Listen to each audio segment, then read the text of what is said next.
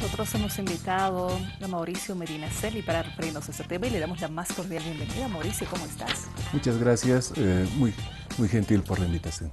Mauricio, de repente el tema de energía, de hidrocarburos, siempre tema, ¿no?, constante porque vamos viendo el movimiento, el tema de los precios, la situación por la que atraviesa y afecta a la situación económica de diferentes países. En el caso de Bolivia, ¿cuál es tu lectura? Bien, primero el Congreso al que usted hacía referencia trata sobre nuevas formas de energía digamos, en el país o en el mundo para dejar de depender del petróleo. Y lo que quiero comentarle es que el petróleo en realidad, cambiar la matriz energética en el mundo lleva algunos buenos años. Como le comenté fuera de cámaras y quería hacerlo ahora, mucha gente cuando me ve en estas entrevistas básicamente cambia de canal porque está aburrida de los temas técnicos y no quiere saber de nada. Pero comentarle a usted y a la gente que nos ve que fue el petróleo y el carbón los que salvaron a las ballenas hace 2 siglos atrás. Eso es lo que mucha gente no sabe, un poco tratando de revalorizar el tema del petróleo.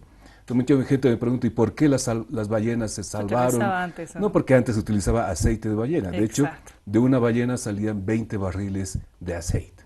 Entonces, con la entrada del petróleo y del carbón, se salvaron estas ballenas y se generaron otro tipo de problemas. Y ahora estamos tratando, efectivamente, de salir de estos problemas que nos lleva el petróleo en materia de contaminación y de precios. Ahora bien, regresando ya al tema que usted me consultó, aquí tengo algunas gráficas que quiero compartir con usted, ojalá que la cámara nos ayude. Acá tenemos la gráfica del precio del petróleo, que como usted puede ver tiene dos caídas, una el 2008 y otra el 2015 básicamente. Bueno, ahí está. Entonces las caídas del 2008 y del 2015 tienen la misma magnitud, es decir, el precio del petróleo cae, como usted puede ver el 2008 y el 2015 cae nuevamente. Ahora, ¿cuál es la preocupación, digamos, a nivel de Bolivia? Que esta caída en el precio internacional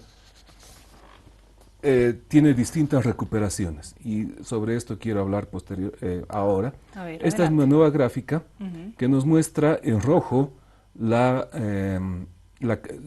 el precio del petróleo del 2015 y en azul el precio del petróleo del 2009. Muy bien, venimos en imágenes ahí. Excelente. Entonces, ¿cómo se lee este gráfico? Es muy sencillo. Tanto el 2009 como el 2015, el precio cayó en el orden de $50 el barril. Pero el 2009 tuvimos suerte y el precio se recupera y alcanza 75 y posteriormente $100 el barril. Lastimosamente, ahora, el 2015 y el 2016, el precio del petróleo en rojo continúa a la baja y no se espera una recuperación. En ese sentido, por lo menos anticipamos 2 años de precios bajos del petróleo, 2016, 2017 e inclusive 2018, porque las causas de la caída en el precio del petróleo son distintas a las del 2009. El 2009 la caída en el precio del petróleo fue más una crisis financiera, una crisis quizás especulativa. En cambio ahora tenemos una crisis, si podemos llamar crisis, una situación estructural, donde el mundo tiene más petróleo y el mundo demanda menos petróleo. Entonces, estos dos factores hacen que el precio sea bajo. Bueno, hay varios factores para esto, ¿no? Existe evidentemente una sobreproducción. Y ahí va la situación de algunos países, de que continúan la reunión de la OPEP, de cuánto producimos, en cuánto mantenemos y aquello. Tenemos un promedio de 40 a la fecha, ¿no? 43, oscilando dependiendo de los días. Y más bien dentro de este evento de Santa Cruz, de este Congreso de Gas y Energía, se hablaba del 2017, 2018, ya contar con un precio de 63, son proyecciones que se puedan tener o Bueno, no. Más allá de eso, no está de más empezar a buscar nuevas energías, si vemos por ese lado, que generen también nuevos ingresos al territorio nacional, ¿o no? bueno, primero, yo estoy completamente de acuerdo con usted. Vivir suspirando por el precio del petróleo cada año es una angustia para el gobierno, para los bolivianos, porque si el precio del petróleo sube, todos felices; si el precio del petróleo cae, todos tristes. Entonces, vivir del precio del petróleo es como vivir de la lotería, básicamente. Uno no sabe si se sacará el premio de la lotería el día de mañana. Entonces, hay que buscar ciertamente nuevas formas de encontrar ingreso. La energía eléctrica me deja dudas, ¿no es cierto? Más dudas que respuestas. ¿Por qué? Por dos razones muy sencillas. La venta de electricidad a la Argentina se hará con gas o con agua a través de las hidroenergías. Si se hace con gas, entonces nosotros estaremos subsidiando la energía eléctrica que venderemos a la República Argentina con un precio del gas natural más barato. En ese sentido, quizás sean buenas noticias para el sector eléctrico. Eso habrá que preguntar a Ender, probablemente, quién será la que recibe todos los beneficios. Los mayores proyectos son, pero con hidroeléctricas. Y bueno, eso habrá que preguntar a Ender. Pero en este momento, el proyecto más tangible para exportar energía eléctrica a la Argentina es con gas, en el sur del país. Entonces, si este gas está subsidiado, como seguro lo está, porque la ley así lo manda, son malas noticias para el sector petrolero y quizás buenas noticias para el sector eléctrico. En ese sentido, ¿cuál es el motivo de exportar energía eléctrica con un precio del gas natural subsidiado? Esa es una interrogante que habrá que consultar a la gente de ENDE, probablemente. Sin duda, de hecho, este tipo de observaciones. Lo entendido dentro de este tipo de eventos, le decía, es que no dependamos del precio internacional. Ahora el tema del gas, por ejemplo, está indexado a ese precio internacional y Bolivia tiene potencial en tema gasífero, ¿no? Se está trabajando en aquello. Sin embargo, buscar energías o ingresos alternativos, sabemos que es un proyecto que toma tiempo, son proyectos que demandan determinados años, pero sí hay que acelerarlos, sí hay que tomarlos en cuenta, ¿no? Y le cuento que la energía eléctrica no genera los impuestos que el gas natural y el petróleo, lastimosamente. Imagino que sí. Porque el gas y el petróleo tienen unas rentas, unos beneficios extraordinarios cuando el precio sube, y la energía eléctrica tiene precios más estables. Entonces, pensar que la energía eléctrica puede reemplazar los impuestos que genera el gas es muy optimista. ¿Que puede generar más energía? De acuerdo, todos felices. Más ingresos. Y más ingresos, pero, le digo, no en la magnitud del gas. En este sentido, ¿qué hacemos? ¿No es cierto? ¿De dónde sacamos dinero hacia el futuro? Entonces, bueno, esta es una apuesta de largo plazo, como usted lo dice.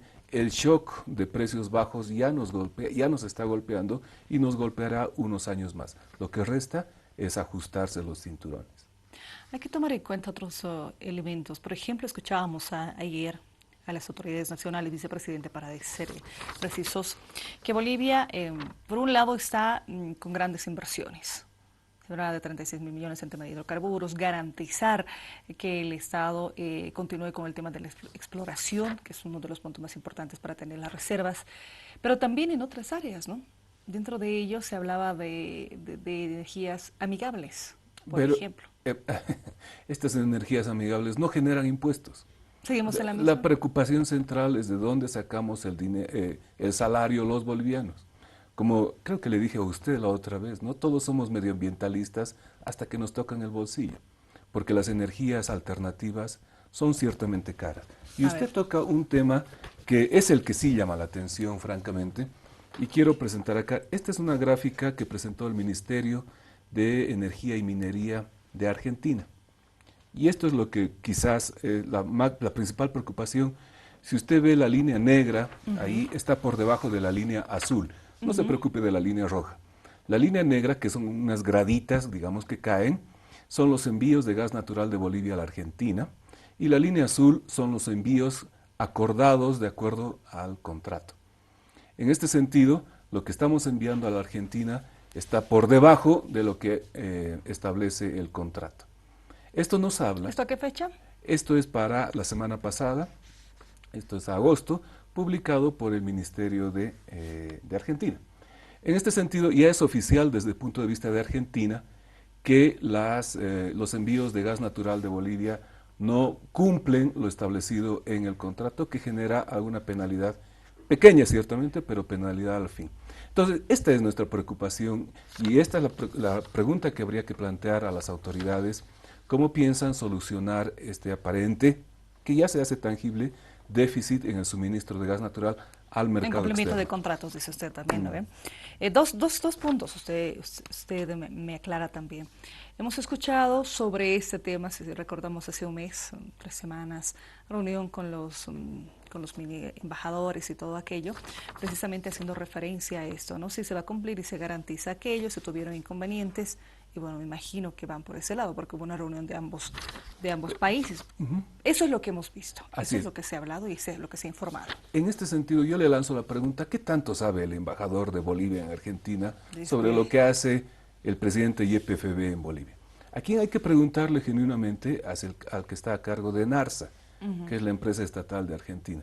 Los embajadores, con todo el respeto, tengo grandes amigos embajadores, siempre van a quedar, como dicen en inglés, polite, es decir, muy cordiales, diplomáticos. La pregunta hay que trasladarla a los que manejan el negocio. Representantes de todas formas, ¿no? De un país, representantes de un país que puedan trasladar la preocupación ENARSA y EPFB. Esos son los dos jugadores centrales en este tema y ver si el campo Incahuasi, que resulta que tiene menos reservas de las esperadas, puede solventar este déficit que ya aparentemente se tiene con Argentina. Escuchábamos precisamente a las autoridades decir aquello, ¿no? Aclarar que sí, existe la capacidad, las inversiones, la capacidad, además de y garantía de convertir a Bolivia en centro energético. Y bueno, pero la información de Argentina parece ir en sentido contrario. Eso sabrán las autoridades técnicas, me imagino. Para ir cerrando, ¿cuál es su lectura en adelante? Usted me decía, ¿cómo se proyecta? Bien, hay que prepararse para precios bajos, no cabe duda. Hay que prepararse para precios bajos. Eso implica algún ajuste en el gasto, tanto en municipios, prefecturas, gobierno central, hacer eficiente el gasto. El precio no espero que se recupere más allá de los 50, 60 y el próximo año. Los volúmenes, tenemos que preguntarnos cuál es la capacidad productiva y creo que es momento de levantar el subsidio, aunque mucha gente esté enojada conmigo en este momento, pero si el precio del petróleo está bajito, el incremento en el precio doméstico de la gasolina y diésel no será tan dramático como cuando el precio era de $100. Si hay que quitar el subsidio es ahora, porque el incremento no será notable como el del 2010 y empieza, ¿sabe qué?, a liberarle recursos al Tesoro General de la Nación, que en este momento está raspando la olla, le digo. ¿Por qué? Porque ellos no reciben gran parte de los ingresos del gas, pero sí aportan todo el subsidio al diésel oil. Muy bien, muchas gracias, Mauricio, ha sido un gusto. Mauricio Medina Celi nos ha acompañado en los estudios de Avia Yala Televisión. Una breve pausa y ya retornamos con Avia Yala Entrevista.